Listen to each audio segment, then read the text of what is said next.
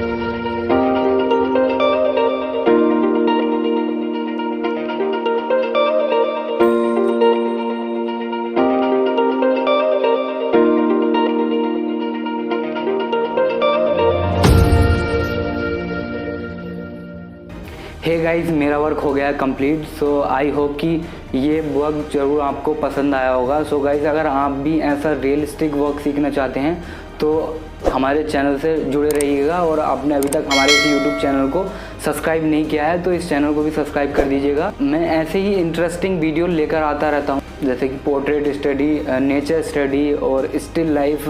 अभी तो मैं कई दिनों से स्टिल लाइफ ही वीडियो बना रहा हूँ। तो अभी तक आपने हमारे इस यूट्यूब चैनल को सब्सक्राइब नहीं किया है तो इस यूट्यूब चैनल को भी सब्सक्राइब कर लेना। फिर मिलते हैं अगले वीडियो।